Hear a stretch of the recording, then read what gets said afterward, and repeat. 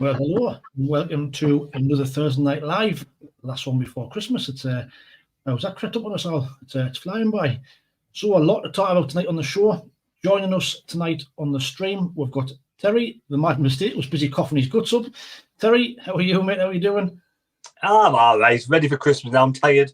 Ready for a few days off and a bit of like. Actually, I'm ready for the match first anyway. Aye, first things first. Matches are most important. Also on the stream, we've got the best looking lad on the podcast. We've got Mr. Jack Shields. Jack, how are you doing? I like that. How much are you getting paid for that? That could become a weekly feature. I feel that could be a regular thing there. I'm doing well. As you mentioned, close to Christmas, so season's greetings, one and all. And yeah, plenty to talk about. There usually is, to be fair. It's never boring at Sunderland, is it? There's always something happening, and yeah, lots to talk about. But looking forward to it. Nice one. Cheers, Jack. And also, last but not least, we've got Mike. Now, your eyes not deceiving you in the background. He has actually got some Mike Beale forces in the background, so he's going to be playing devil's advocate later on. So, Mike, how are you? Yeah, not bad. Been doing lots of research today, as you might tell. But yeah, like Jack says, there's loads to talk about. I won't talk about Christmas. I've got to psych myself up for Christmas shopping from Friday night all the way to Sunday because I've done nothing, and this is the man with 5 kids. That's what Amazon's for. You don't even need to leave the house. Don't forget you can get involved in the show tonight by putting your comments in the live chat. I'm guessing it'll be a lively one tonight when we start speaking about a certain person. But already in there, Conrad Tank says evening all and greetings from Mas Palomas. Well done in the heat there. Colin Major says season greetings to you all. Mickey Max in there, evening everyone. David Joblin says good evening lads. Anthony says all right lads. We've got 55 people watching already. Please, if you don't mind, hit that like button. But I always try to get 100 before the end of the show and see where we end up. Last but not least, before we start, as you know, we are sponsored by Tops. So you can see mine in the background. Terry's got his on the wall there. Mike's got his on. So head across to that website there for your discount. It's all in the description below. And Christmas time, get yourself some bargains. But we'll move on. So we'll touch on Bristol City first before we move into Mike Beale. So, Jack, Bristol City, after 2 great results against West Brom and Leeds, do you think, Dodds kind of overthought the formation a bit, started tinkering with things and, left out Job and Barr kept his place? So what was your thoughts when you saw that lineup? Yeah, a bit surprised, to be fair. The Barr kept his place. He hasn't done very much, has he, when he's been given the opportunity? People were crying out for him to be given the opportunity, and he hasn't done a lot at all, really. In fact, I thought he's played poorly in the couple of home games that he's featured. So I was very surprised to see him there. To be fair, I've been saying that Bellingham should have a rest, but I maybe wouldn't have picked that game for him. But he started with Pritchard, who we all wanted to start, and then obviously Bellingham came on later in the game. I thought, to be fair, it was a fairly boring game, but the annoying thing is that we got beaten there by a pretty poor team. They were pretty poor, Bristol City, weren't they? But we didn't make them work hard for the 3 points. They hardly created any chances. We gifted them a goal. Potentially, they could have had a penalty before the penalty that they got. And then they got the penalty, stuck it away, and we didn't really do enough to properly lay a glove on them, did we? I mean, we've all seen how well we can play, particularly away from home. And, we're creating chances, we're carving teams open, we're scoring goals for fun. And we never really look like scoring. And that's probably the worst I've seen for a while in terms of us in front of goal, not looking like scoring at all. I mean, the only one I can really think of other than that was possibly Plymouth a little bit. But even then, we had a few chances. We hit the woodwork a couple of times.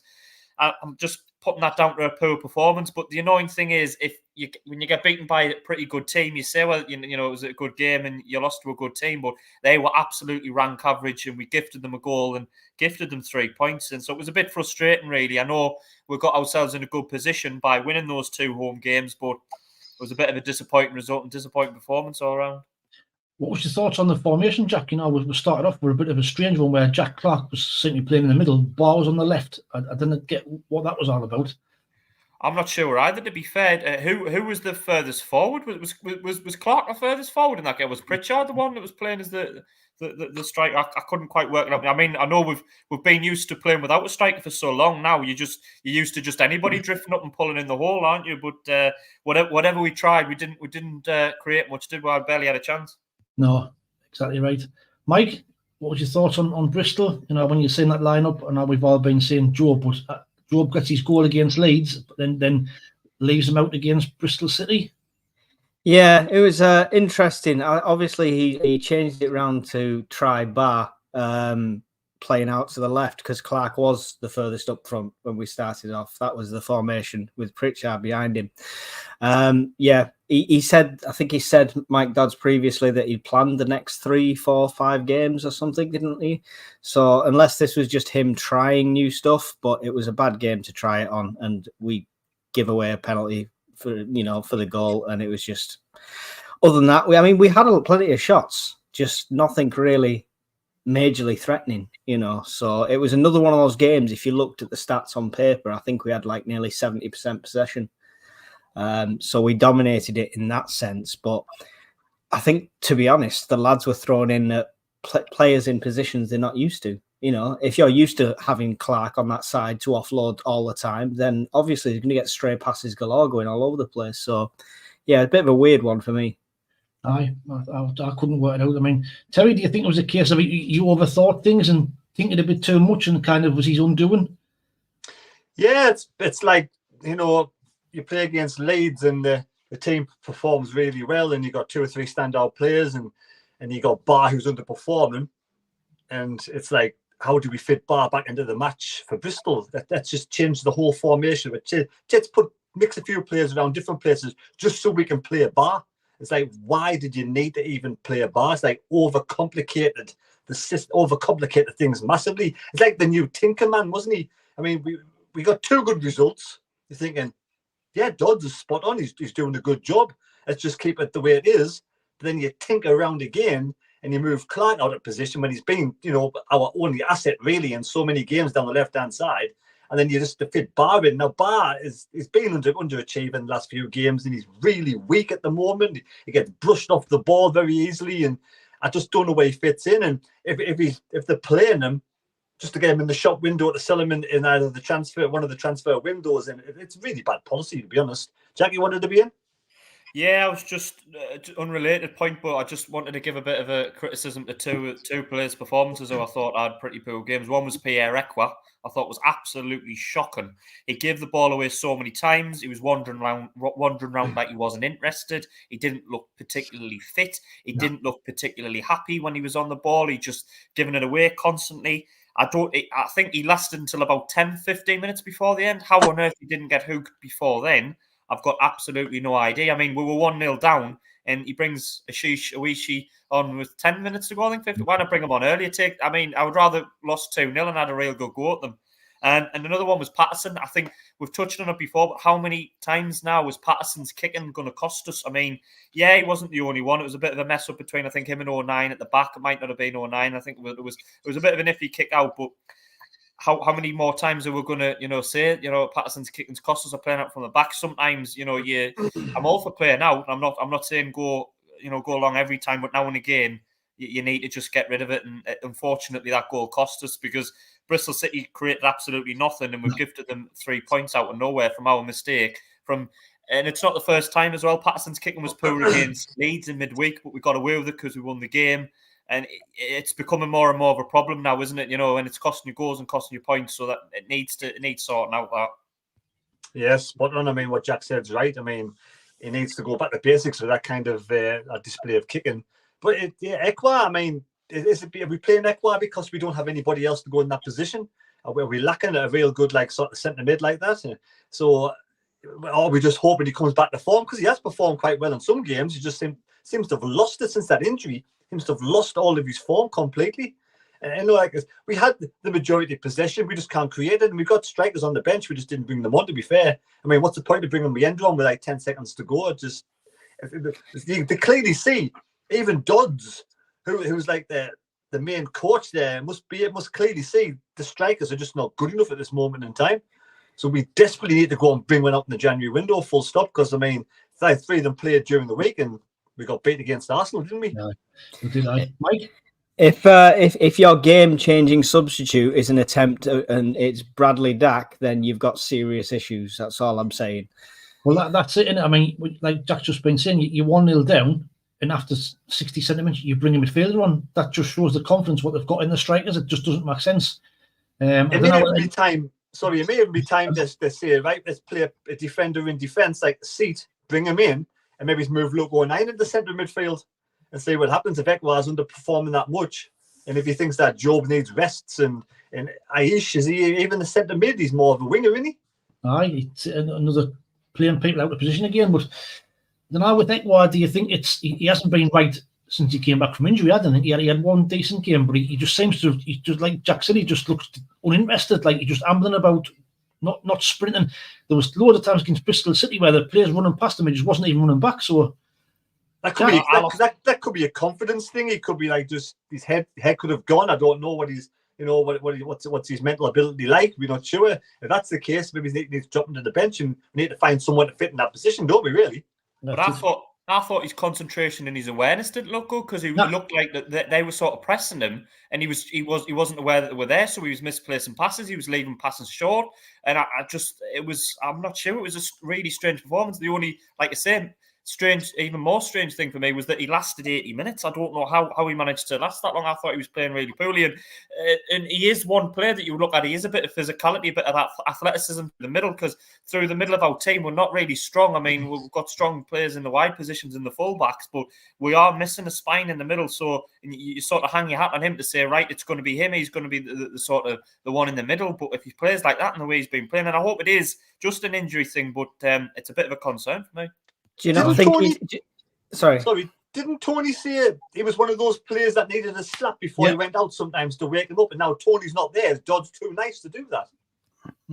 It's because Tony's left. Is he not really? He looked like he needed an uppercut from Tyson Fury at half time. I thought, like. Has he not really performed in games when he's played further forward? That's when he's impressed us, when he's been on the attack. It's the fact that we're playing him like he's Dan Neil or he's in this defensive role. I don't think he's suited to it. I don't think he's that player. He hasn't got the pace to get back. I don't think he struggles. Quickly back in the chat, Neil Thompson said we could still be playing Bristol City now and we still wouldn't have scored. Ken Wall says, Hawier.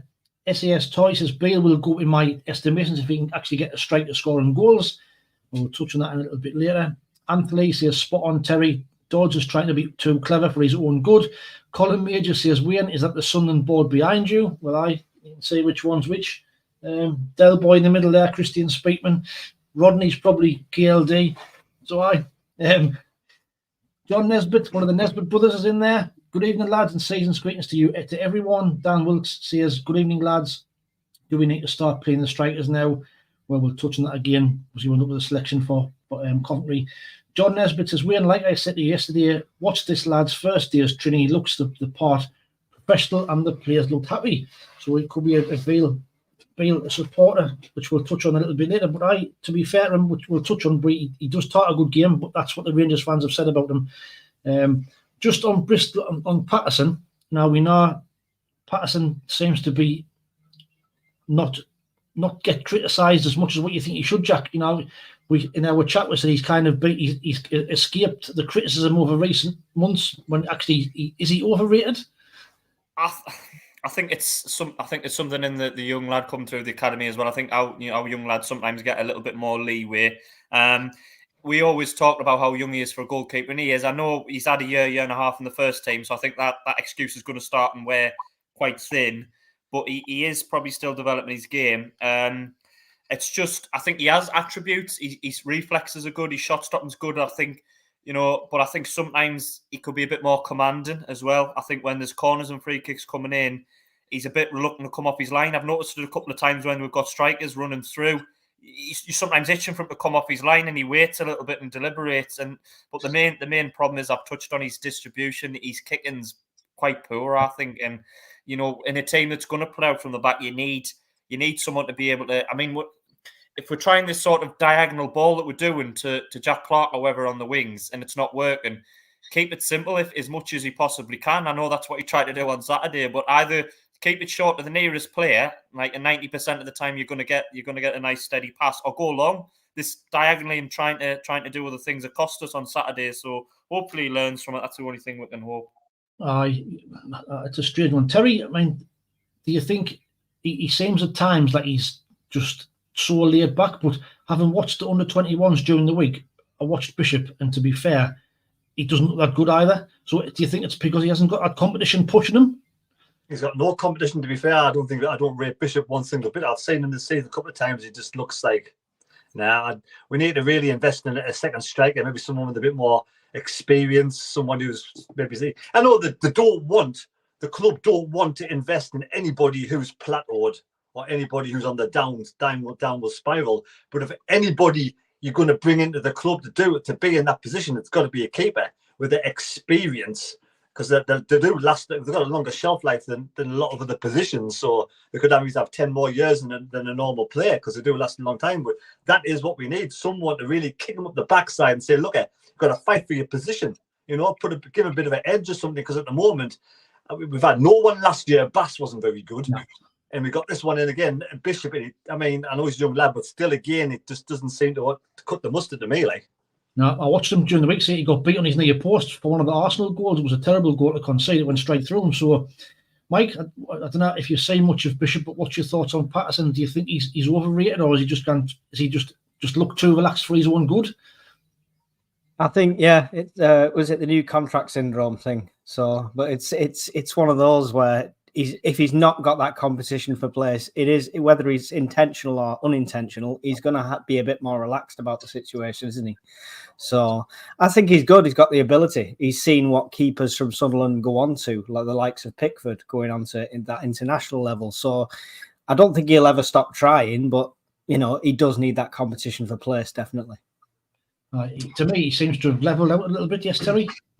Yeah, I agree that he leveled out a little bit. But like I say, if his game is all around generally good and he's just lacking in a bit of confidence, he's not commanding his area, he can get away with one of those things. But if his distribution's bad as well, then he's going to taper off a little bit. He needs to either become more commanding like Jack says and come off for crosses or something, or really work on his distribution big time. But generally, he's been really good over the last couple of seasons. He just seems to have tapered off a little bit at this moment. Like all players go through like a dip in form, but there's no one to come in and sort of better him, is there? Even like if Bishop comes in, he could even be worse than Patterson is on it when Patterson's off his game. So that's where the recruitment's let down the side a little bit. We need someone in there who's been around the block a little bit, just to kick him up his ass, or even just someone to coach him. What our goalkeeping coach, surely someone to come in and show how to kick the ball properly. Surely a footballer to kick the ball. It can't be that difficult just to iron out that little bit. That's it, isn't it? This has been. His kicking's always been dodgy since he came through the youth team, but we'll have to wait and see. But 115 people watching. We're currently on 33 likes, so keep hitting that like button if you don't mind. Back in the chat, there's Nesbitt number 2. Nesbitt brothers in the house. Dangle says Sims to score. Gary Talbot agrees with you, Terry, as well, said Terry. Yes, Terry. I wonder if them two Nesbitts is the same person with two different accounts just talking to each other. We're not that boring. We're not that boring, Terry. Christ, with that boring, people have to create accounts and chat to each other during the live chat. Jesus. Split personality, you never know. Have you seen the movie Split? Well, it could be. John Nesbitt says Coventry as one of our main bogey teams would be so difficult to beat them. We'll have to be right up for this one to get anything. And John again says evening, Jim. So just before we move on, so Bristol City, who was your man of the match, Jack? Can't really think of anybody. It's one of the only times I can't really give you anybody. I can't remember anybody having a good game. Or sorry, I'll pass on that one. First time ever, I can't give you a name. Anyone who played well. The only one I would have said for his first half performance would have been Roberts. He was the only one he was both same thing. Final ball, lack of the final quality was his thing, but he would have been mine. Terry, did you have a man of the match against? I'd probably just give it to Ballard. A couple of times he got in the penalty box, he got fouled, could have got a penalty. I think, did he have a good header or something? Or did they save it, or was there somebody else? I know 9 had one off the line. I think Job had one when he first came on. So, yeah, but like I say, the whole team didn't perform to the standards we want to. But I think I'll give it to Ballard. Right, good shout. Mike, did you have a man of the match? You're on mute. Was there a no? Terry. I've done a Terry. For the sake of giving one to somebody, I'll give it to Hume. He's been consistent over these last few games, so he's just been a great player. But yeah, in general, no one would get it. I'd take the man of the match trophy home for myself. The fan fans should have get to travelling all that way to watch that. Definitely. Right. So we'll move on to Mr. Beale, and not Ian Beale, Mr. Mike Beale. Jack, you said a few weeks ago when we were still looking for a manager that if he was going to be him, you said no straight away, didn't you? I remember you saying it was, I definitely didn't want him. So now he has been appointed. Have your thoughts changed, or are you still? Well, it's difficult because I always try and get behind a Sunderland manager. I'm not one of these that wants us to lose games. I want them to fail because that's just counterproductive, isn't it? So I'll want them to win every game, as I do want to win every Sunderland game. But I just have major doubts. As he was coming down on the odds, I thought, oh no, I just something about the appointment just didn't sit well with us. I think it raises a few questions as well, Wayne, in all seriousness, about the whole model and structure, because the whole reasoning behind sacking Tony Mowbray was to bring in an ideal coach that monitored the track, that had a man in mind to come in that would slot straight into the role. And I think probably, in my opinion, what's happened is they've had 3 or 4 managers knock them back. And whether or not it's to do with the conditions that they were working on, they didn't want to work under a director of football, which I've heard. I've also heard that the managers that they were looking at wanted to bring in their own backroom staff. And one of the stipulations of taking the job was that they had to keep Mike Dodds and 1 or 2 others in that. So I think 1 or 2 have knocked them back. So I think Beale, as much as he looks enthusiastic for the job, I think he's probably been 3rd or 4th down the list. For me, I'm looking at his track record. I'll come on to his personality and his comments in a minute, but I look at his track record and it doesn't look that great to me. He did okay with QPR, which is okay. He maybe a little bit better than okay, maybe being harsh, but got a big job at Rangers and did pretty poorly. The Rangers fans really critical of him. His substitutions in games was poor. His transfers were poor. And I just think when I've heard 1 or 2 of his comments, he reminds us of Lee Johnson. I'm sorry, but there's some of the things he comes out and says. I'm just waiting for him to talk about position of maximum opportunity and slip and splash zone or whatever it's called. So, hey, it wouldn't have been my first choice. I'm not overly enthusiastic about him, as I'm sure probably a lot of them in the chat didn't really want him. But having said that, the best thing to convince us will be to win football games, and hopefully it starts on Saturday. But yeah, it wouldn't have been anywhere near one of my choices, I'm afraid. Mike, I'm going to come to you last because I know you're going to be down. You're going to put the negatives first, and then you can just chip in with your positives afterwards and tell us why he's the man for the job. Hoping to convince you all. Terry, to be fair, this manager search has been a bit of a shambles, I think. We had this with Will Still was looking like odds-on favourite. Then Hellberg was looking like favourite. Heckingbottom was this favourite for a while. And like Jack said, do you think it's because these managers, when they found out what they were coming into, they've knocked us back? And Michael Beale's the yes man, what Speakman actually wanted to get in? Yeah, but it's basically, you listen to Speakman talk and it's like, well, you have to look through it. Forget about all the noise outside. He's on about the noise outside, all the chit-chat that's gone on. Beale was the man we wanted all along. I mean, it's absolute bollocks, and let's face it. I mean, it's a crock of shite. Any manager, who wants to come in and manage a team and put his own stamp on things wouldn't come near Sunderland with a barge pole at this moment in time, because it just feels like they just want to control every aspect what's going on. And if they can't bring their own backroom staff in, I mean, most managers, even Tony Mowbray brought Venus in, didn't he? So you can't even bring somebody along with you with the ride. You can clearly how much they really are controlling what goes on at the club. And even yesterday in the interview, Speakman had to be there with Bale's first interview, and Bale looked like a startled rabbit in headlights. I mean, he's been a good number 2, good at Aston Villa, good at Rangers, but as a number 1, we're taking a massive chance. And if this, all Sunderland fans, whether we like Bale or not, we're behind him now because he's our head coach. We want our team to beat Coventry on Saturday. And nobody wants to say, right, I want to lose on Saturday just so we get Bale out. That's ridiculous. Everybody wants the team to win. But if Bale fails big time, then for me, the one that we have to get rid of is Speakman, because he's picking these people in. And if it's failing all the time and he doesn't like it, then for me, KLD's got to get rid of Speakman and bring somebody else in. But at this moment in time, we're going to give Bale opportunity. I want him to succeed. He doesn't come across as a fantastic talker to me.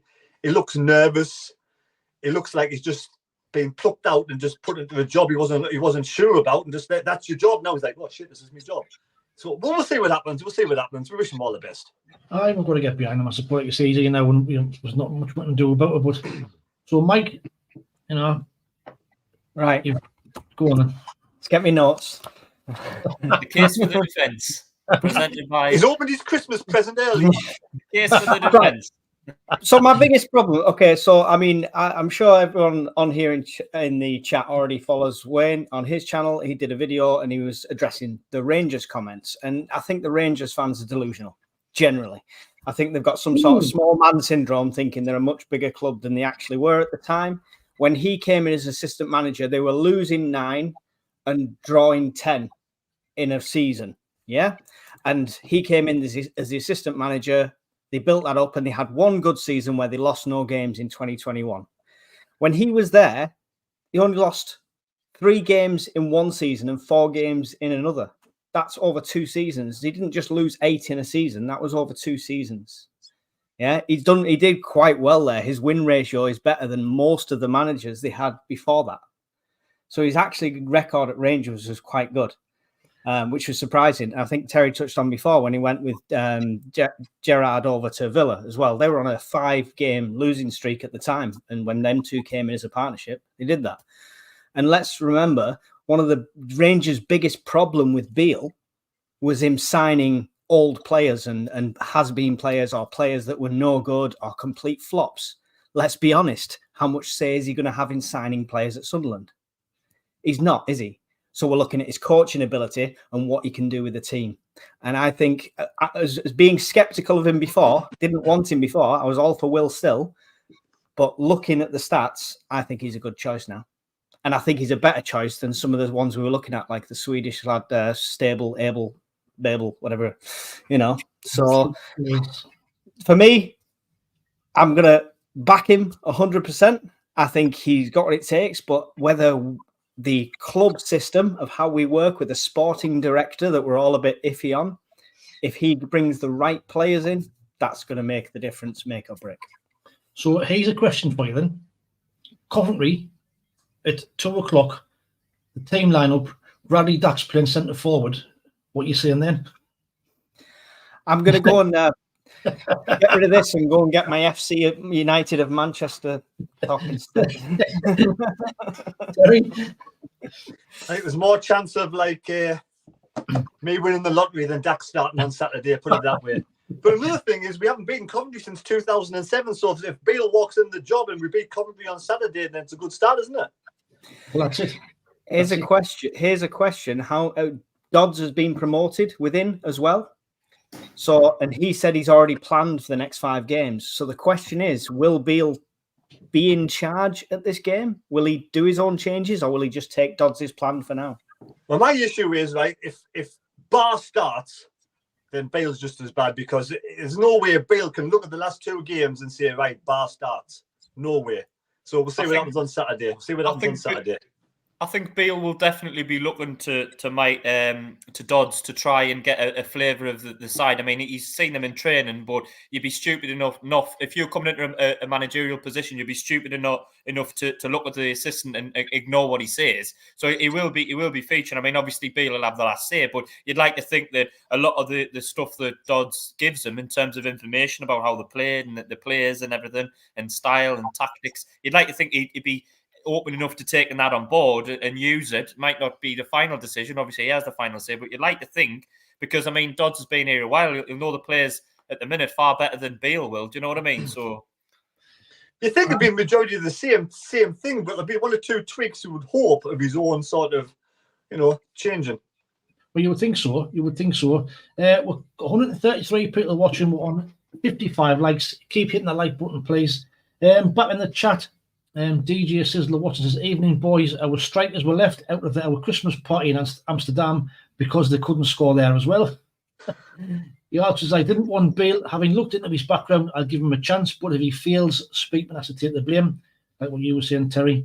John Nesbitt says, well, this Speakman said he has been tracking Beale for a long time. What an insult to Tony Mowbray this bloke is, and not to be trusted at all. So, what's your thoughts on that? And that comment when he came out with, we've only been looking for a manager for 2 weeks. Terry, what's your thoughts on that? I'm sorry, but like, you know, end of the day, people might like Speakman off, but I just don't believe that comment one single bit. I don't believe he may have been looking at him from a distance, but I don't think it was first choice. I don't think it was even second choice. I think he's more of a Pinocchio, isn't he? Really, let's face it. That's just to make Beale like feel good. He can't come out and say, well, you know, we were tracking Sable, Will Steele, Hellberg. They all turned us down, so we went for our fourth choice. Beale here, Beale here. He's a new head coach. He's our fourth choice. You know, he's going to say it's his first choice, isn't he? Jack? It just doesn't make sense him saying that, because Beale was unattached. So if he was your number one choice, you wouldn't wait 2 weeks to appoint him, would you? If you're looking for a manager that hasn't got a club and you really want that manager as your number one target, why does it take you 2 weeks to appoint them? Because as soon as the wheels are in motion, within a day or two, it seemed like it happened quite quickly. So that screams to me they've had 2 or 3. They've all sort of queried the job, found out and says, nah, it's not for me. And they know that Beale's going to do it, and they've given him it to get him in quickly. That comment was big. And I'm someone who's defended them recently, because I do genuinely think that since they've come in, the model, Speakman and KLD and Davison and 1 or 2 others, I do think they've had more positive impact on the club. I really do. But this one's just, for me, it's a head scratcher from the start, from the off. It is. Do you think the management recruitment is all based on a manager, a coach accepting a head coach role and not being a manager? And the fact that if they've approached these other managers and they've said, well, I want transfers, I want to do this, I want to bring in players. Do you think that's the major factor? But that's what I thought. That's what I thought, Mike. I thought that when they got rid of Mowbray, I thought they were specifically targeting a manager who'd worked under that sort of system, who'd worked under that role, who knew the role, who had maybe European experience for scouting, for getting transfers in on the cheap. So when they were looking at the likes of Will Still, that made complete sense to sack Mowbray and go for somebody like that, somebody that fits the model more. What for me doesn't make sense is to get rid of Mowbray and appoint somebody who's less experienced and might not know the model as well. You know what I mean? It going back to why the sacked Mowbray was to specifically target somebody like a Will Still, and when they've ended up with Beale, it just makes the whole sacking of Mowbray and the delay a bit strange for me. Right. So what's happened is simple as is that, you know, Mowbray's brought in really to sort of progress and make the kids the better players. That's his main role, to sort of you know, coach them all, get them playing better football, not to do with recruitment. But then all of a sudden, because things aren't going well, and he's got no striker and all the noises coming out, we've got no strikers, and he wants to have maybe somebody coming in the transfer window, and so he's gone to them and saying, look, I want this, that, and the other for the transfer window. They're like, no, we'll get rid of you. We'll just get somebody else in who does exactly the same job. Someone's going to improve the kids we bring in, because we're not going to get anybody who's plateaued, an experienced player who, say, like 26, 27-year-old who can't go in. What Beale was saying, the players come in here and his job's getting up to here. He doesn't want anybody up here. So that means we're not going to get any experienced players in. We're always going to do the same thing the majority of times. Someone like Job who comes in, whose brother plays for Real Madrid, and they'll be thinking, yes, we'll buy him for 3 million. We could sell him possibly for Real Madrid for 50. It's a no-brainer for them. It's a business. They treat it exactly as a business to make money. That's what they're trying to do. Yeah. I mean, yes, don't get me wrong. They've done well. I mean, it couldn't get any worse than Sam Pants and Stuart Donald. I mean, us four could have done a better job than those two. But so Speakman's come in with KLD and they have got us to the next level. But now we just need either they can't do it they can't take us to the next level because they don't have the funds. So we either one day in 2 or 3 years' time need to sell the club to someone who can take us to the next level, or they're going to try and do it and get lucky by getting a bunch of players in through the scouting system and grow them to this next plateau, and hopefully they all come together. And I think that's what Beale's coming to do.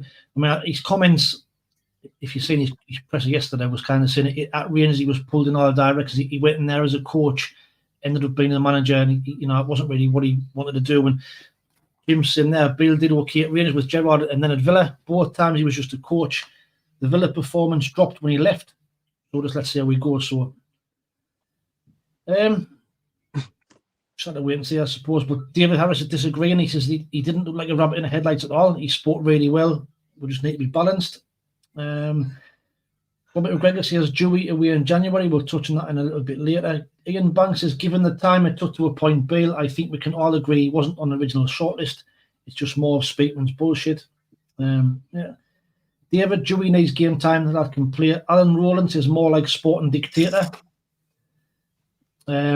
Greasy Chip Butty, who's a Sheffield United fan, says, surprised you didn't go for our ex-manager Hickey. Well, he was in the reckoning, wasn't he? I mean, would we have took Higginbottom over Beale? Yes. You would have. I think Heckingbottom's got good championship sort of calibre.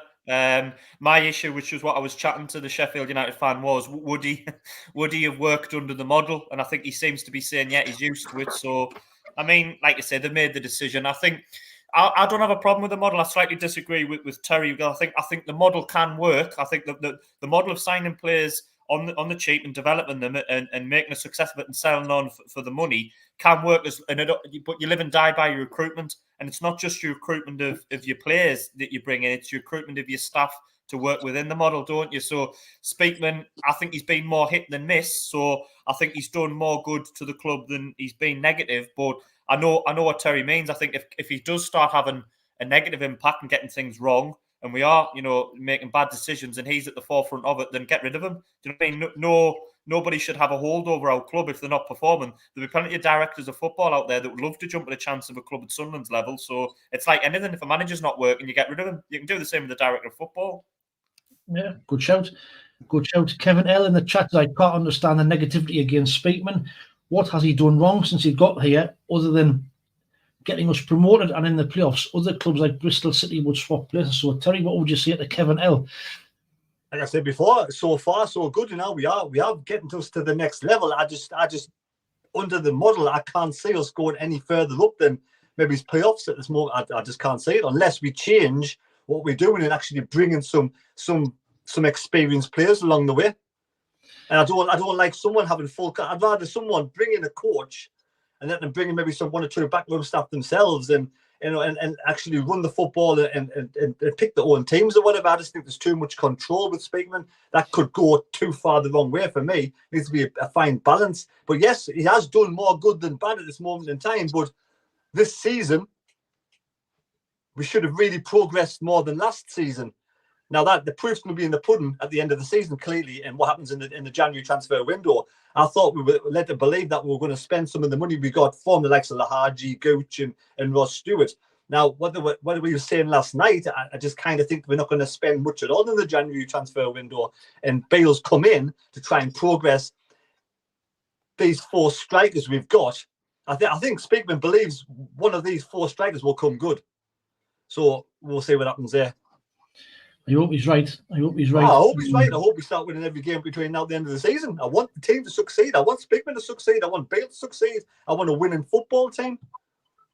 That's it. I mean, we're not sitting here to be negative just to be negative. It's a fact, that we do want them to be successful, But another thing, it's a game of opinions. And I think, if someone has an opinion about Speakman, fair enough, It's one of those things. We all have different opinions, don't we? We have. I mean, like on my channel, Mike was saying, there's been quite a number of Rangers fans, and there's not one of them got a good word for Beale. So he's like a used car salesman. He's a liar. He's a bluffer. He blames everybody else apart from himself. They're still recovering now from his disastrous spell in charge. It was the worst football they'd ever seen in all the years they've been supporting them. So I didn't know. The results don't support what they're saying at all. They literally don't. The stats do not support what they're saying at all. Before he came in, they were losing 9 and drawing 10. And he came in and lost 4 and drew 3 on one of the seasons.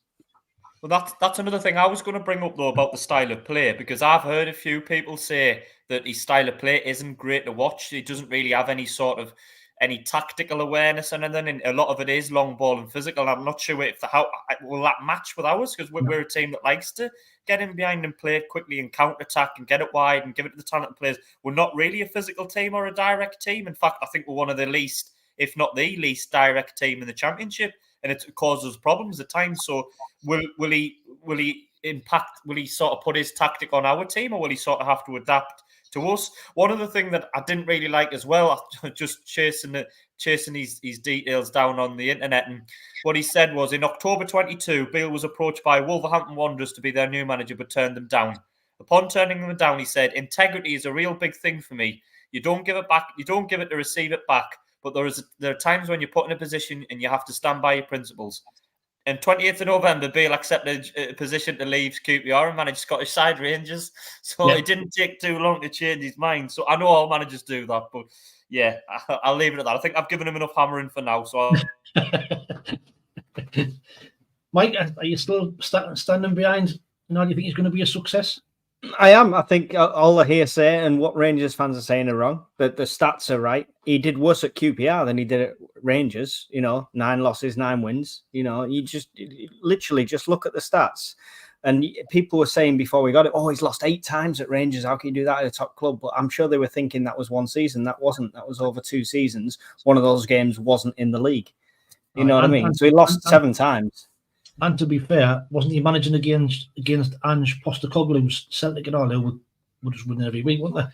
But that's what exactly. He judged on, of how he does against Celtic, and that's what the judge done. I don't think you can judge anything from the Scottish leagues, to be fair, compared to the English leagues. You better just sort of give that with a wide berth and just see what happens. See what happens when you can charge Sunderland. Everyone's saying he talks the talk. The fact of the matter is managers have a very short shelf life, so he's got to prove a point very quickly, because come end of January, beginning of February, we'll be calling for his head otherwise. So and that's fair enough. And I think most Sunderland fans like me, even the ones that are critical of him, Mike, will give him the opportunity. I'm not coming into this now saying I don't want him here, get him gone straight away. I won't give him a chance. Like I say, I don't. He's a bit of an unknown quantity to a certain extent, isn't he? Because he hasn't had a lot of games in management, and there's not a lot of right about him. I mean, when Tony Mowbray was appointed, we knew what we were getting with Tony Mowbray, didn't we? Whereas this fella's got a little bit of a question mark. So I'm open to seeing what he will do, and if he proves me wrong, nobody would be more happy to come on this chat and say, hold my hands up, I got it wrong. He's been fantastic. I hope he does prove us wrong. I really do. Well, I was right about Dak. That's all I'm saying.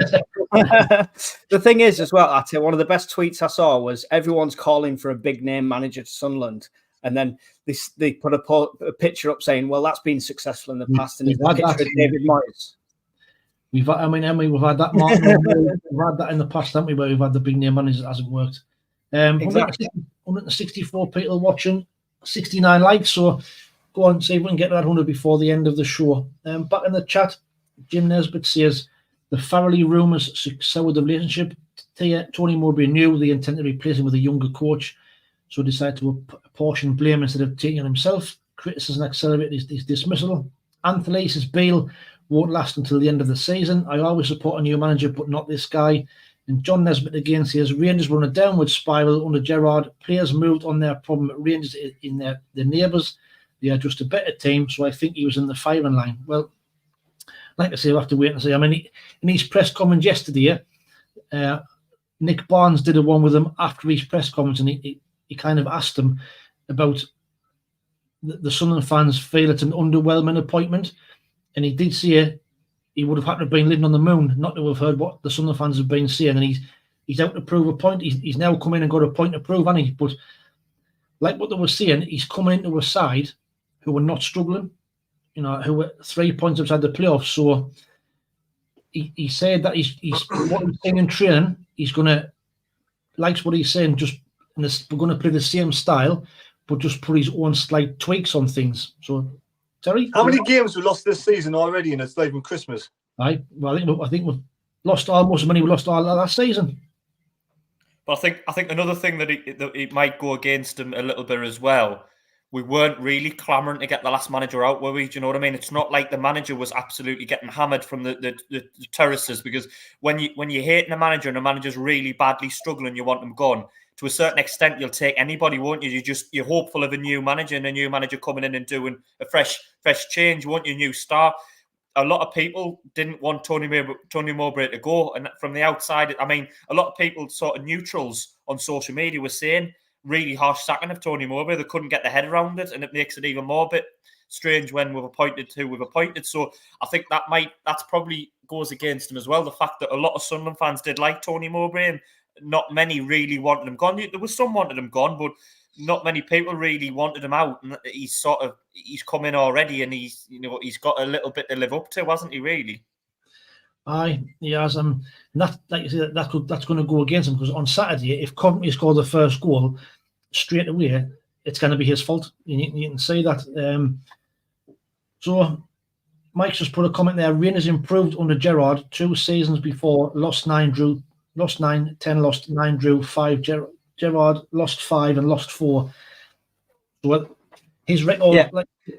The typing went a bit messed up there for some reason. But yeah, he lost 9, then drew 10, lost 9, then drew 5. Then Gerrard came in and they only lost 5. Season after that, lost 4. Season after that, lost 0.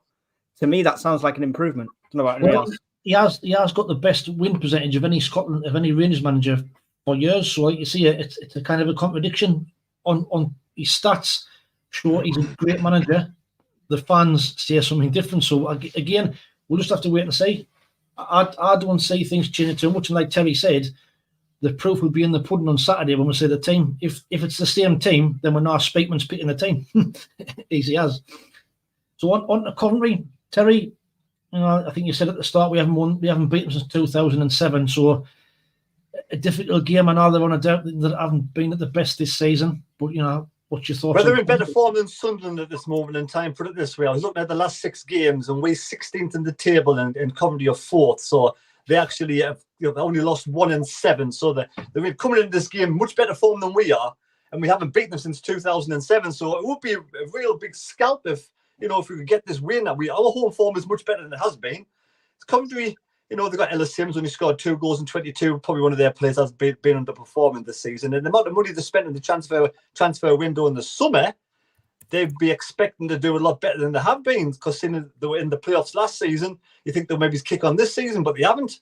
But the form's turned around a little bit now. It's going to be a tough game, and I just hope that we can somehow get a good result and get a win on Saturday. Aye, there are Jack the Arrow, a bit of a poggy side, and we always seem to struggle against them, and it's always a poor game. I think when we always play them. There's always a little bit of needle, isn't there, between us and Coventry? That the Jimmy Hill stuff always gets sort of thrown out by Sunderland supporters. I think Coventry have been a little bit disappointed. I know they lost the main striker in the summer, didn't they? I can't pronounce his name very well.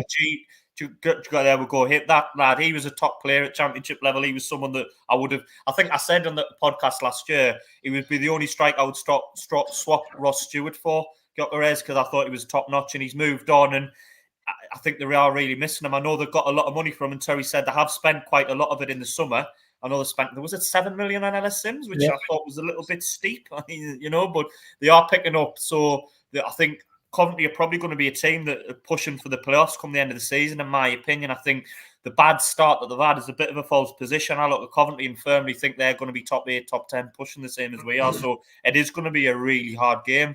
Our home record's been a lot better recently, though. We've won, I think, is it the last 4 in a row bar Huddersfield? So should we say 4 out of the last 5? So we are picking up at home, but conversely, our away form's been struggling. We haven't won since September away from home. So I think it'll be a tight, tough game. I think it'll be a physical game. But yeah, we've got to go into a confident new manager bounce, perhaps. You sometimes get a little bit of a lift under a new manager. Didn't Coventry have a bad start last season? Pretty similar. They started off, but they come with the right run at the end, didn't they? Similar type of thing. I don't think it was quite as bad as the start, but you're right. They did improve as the season went on, but I don't think the start last season was quite as poor as it has been this year. But I might be wrong. Somebody might put us right in the chat. I think it was more to do with the ground not being able to play home games, and that wasn't it? Had all the 2 games postponed and rearranged. Not to catch up. They also lost that Hamer, didn't they, get to Sheffield United? That good start. I mean, they were arguably their 2 best players that season, Hamer and Gyökeres. Mike, on Saturday at Coventry, it's not going to be an easy game for Beale's first game. What's your thoughts on how I don't like looking historically. I mean, I know I mentioned the Welsh teams being bogey teams and stuff like that, but I think we're a better team than Coventry this season in general. And I think if he's learned from his mistakes of way too much tinkering what Dodds did for the last game, I mean, Dodds set up well for Leeds and West Brom, and we did really well with that. I think they were lucky for it not to be a bigger result than it was. So I think if he's learned from them games and he's watched them games and he comes in with that in mind, I think we can set up and I think we can get a result there. Aye, I mean, what would your team be, Mike? How would you set up? What changes would you make? I'll say the same as I say every time. I want to see a striker on the pitch. Which one? Mayenda. For me, Mayenda, I think he needs as much time as Burstow got. Burstow got so much so many chances and didn't perform, and we've seen Meander a few times and he has done some good stuff when we've seen him, whether that's actually taking a shot or holding up the ball, he's still done some good stuff. So lineup wise, it'd be very similar to the West Brom game, to be fair. I would have Ekwar out though, Bellingham in the centre there, and put Meander up front. Good shout. Jack, what would your side be for Saturday? I'd be tempted to go with Bellingham up top again. I'd be tempted to go with him up top. Maybe possibly Pritchard a bit further back in the centre midfield position. Maybe Awish behind the striker and Clark and Roberts on the wings, and then the usual back four. One thing I did notice, have we got a couple of players on 9 bookings? Is Dan Ballard on 9 bookings? I think. Have I got that wrong? I think we've got a couple of players that might be on 9 or close to bookings. So we're going to have to be careful with that. We don't want to, lots of fixtures coming up over Christmas and New Year. I want to make sure we're trying to play with as much strength team as we can. So yeah, I think Bellingham being rested last week. I know he came off the bench, but I think that should do him good. He should be raring to go, energetic, athleticism. He got a goal against Leeds, so he might be buoyed by that, and I fancy him to probably get another one on Saturday, hopefully. Good shout. Good shout. Terry, I didn't know if you've seen the under-21 game during the week. Obviously, we had a very, very strong lineup. All the forwards played. Burstow, Meander, Amir, and Russian all played. Burstow was absolutely shocking. Absolutely shocking. Meander wasn't that much better. But the two that impressed me, Amir, I thought did quite well. But Russian stood out as well. So would you be tempted to play one of them? Or what would your side be on Saturday?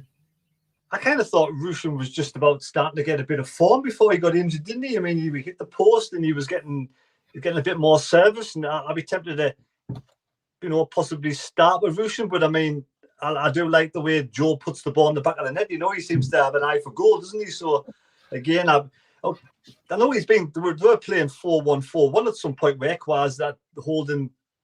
Could you not put 09 in there and put Sleet in defence, and maybe have Job up top if Rushan's still not on the market? If they haven't recovered from Monday night, and maybe Job's the one, because like I say, Job's the one who seems to be scoring the goals, and he scored against West Brom, disallowed, perfectly good goal. He scores against Leeds. He scores 2 goals in 2 games that gets dropped. So yeah, Dodds needs to, he tried to do something too clever.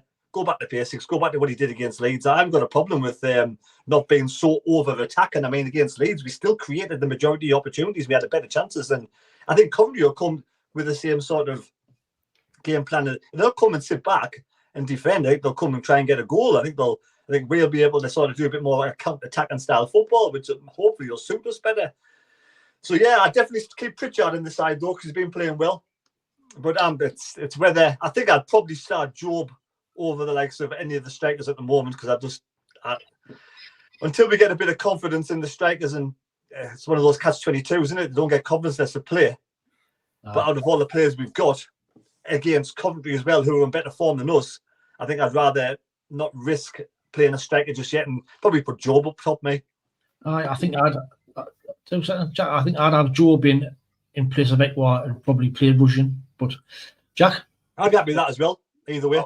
I was just going to say, I think we've got games coming up, haven't we? I mean, we've got Hull on Boxing Day, then we've got Rotherham on Friday night. So I would start Bellingham again, but if it doesn't work, then maybe look at Hull to maybe put one of them up front, and then maybe drop Bellingham a little bit further behind, or play Pritchard or wherever. Do you know what I mean? The beauty of having the Christmas and New Year period is you have got games. You've got sort of 4 or 5 coming up in the next couple of weeks.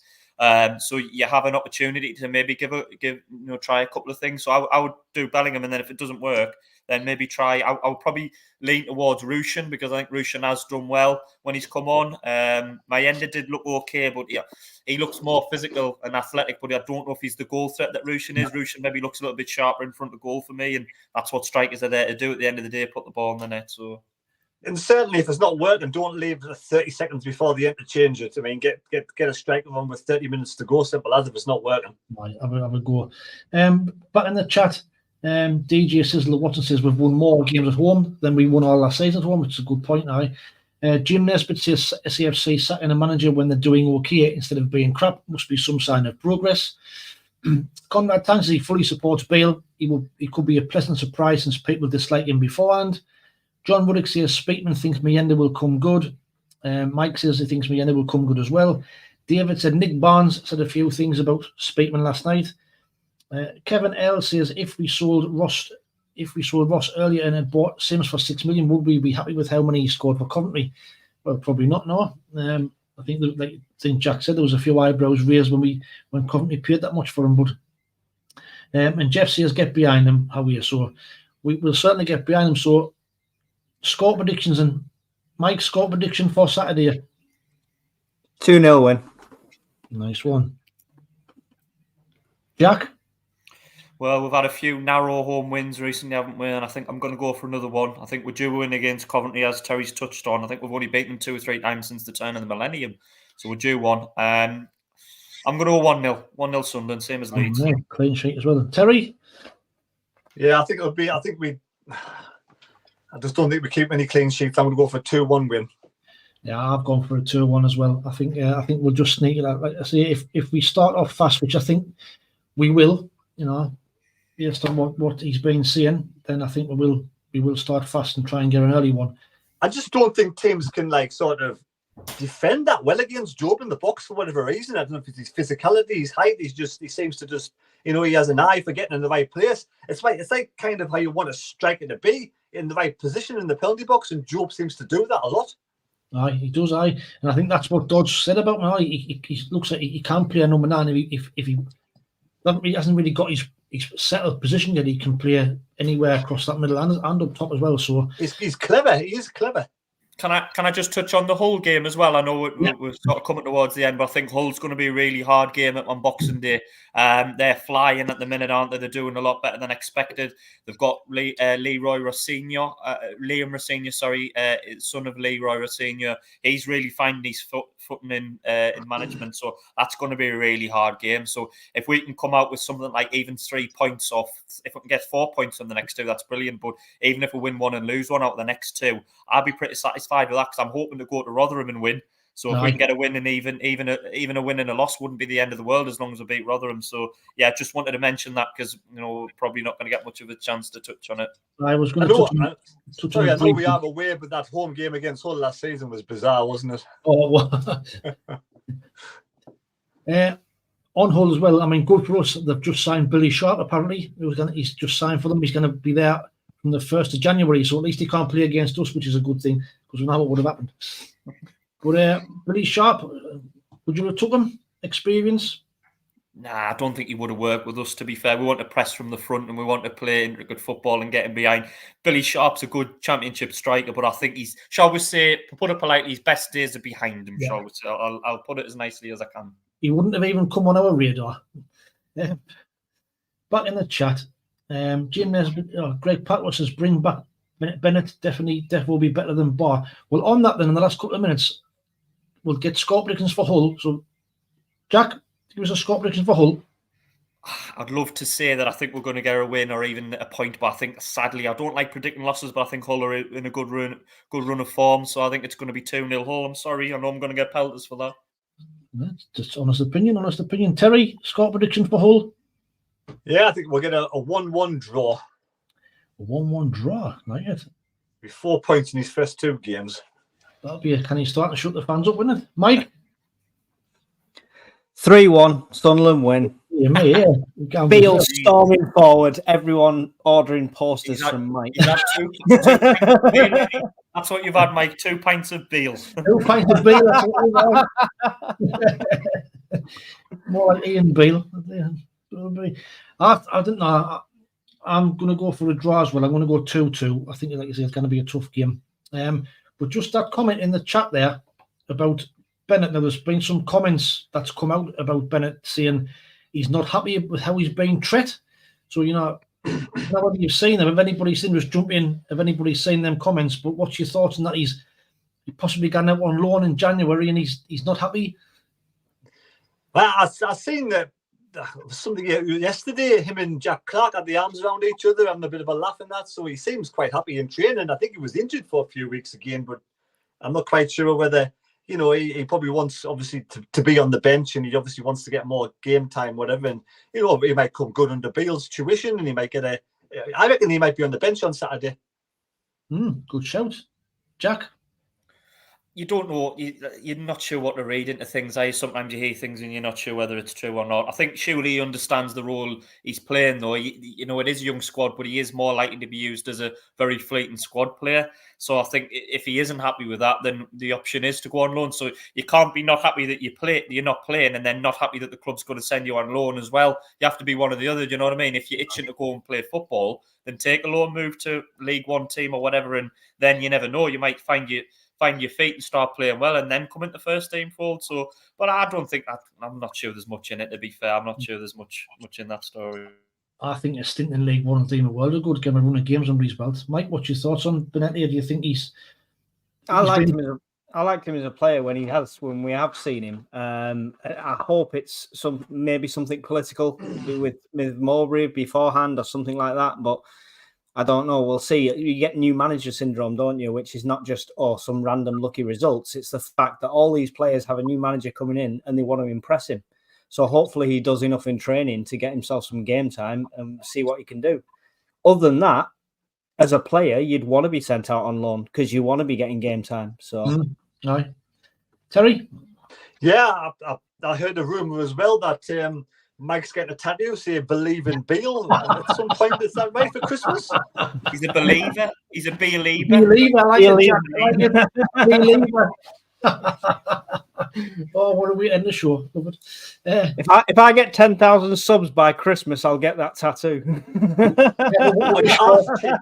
have to get his face, though. You have to get his face as well, though. Not just the name. I'll get the face, everything. When our chick says "Believe," our chick says "Beale," and he can put his face in the mix. Then it'll constantly look like this. Right, that's all we've got time for. So last one before Christmas, we'll be doing one next. What's next Thursday? It's after Christmas next Thursday. On that note, then. Mike, do you want to say your farewells? Yes, everyone. Thanks for watching all the way through. So we'll have a Christmas break now, I'm sure. But Merry Christmas to everyone who's subscribed. If you're not subscribed, why not? And see you soon. When you subscribe to us, subscribe to Mike and get in then 10,000 subs because I want to put that tattoo. Revealed live on the show. That's what I want to say. Jack, do you want to say your farewells, mate? Yeah. Once again, thank you for everybody for watching it. As I always say, we didn't have people watching and commenting. We were just before blokes talking to ourselves. So it's really the people that get involved that make the show. Merry Christmas, everyone. I hope you all have a good one. Good New Year and everything if we don't see you before then. And, you know, it's all about being with your family and having a few drinks over Christmas if you're that way inclined. But I'll see everybody later, lads and lasses. Well said, Jack. Well said. And Terry? Yeah, don't forget to give us the thumbs up. We go for that 100 likes tonight. But yes, everybody have a great Christmas. It's even better if you go into it beating Coventry on Saturday. And thanks for watching the video at night. Take care, everybody. Great stuff. Cheers. Right. So, like you say, thanks everybody for watching. Greatly appreciate everybody who tunes in. And watch out for after the year where there's loads of new content coming and some good shows. So, have a great Christmas. Yes, Terry? I think he's going to make a song, Mike, called that Cher song. Do you believe in Beale? I was thinking the Monkeys, what's it? And I saw her face. Now I'm a believer. You like to start that off on Saturday. That'll be the new chant. On that note, that'll be the tattoo. That'll be the tattoo. Can't wait to see it. I can't wait to see it. Right, on that note, we'll see you later. Have a good Christmas, everybody. Take it easy.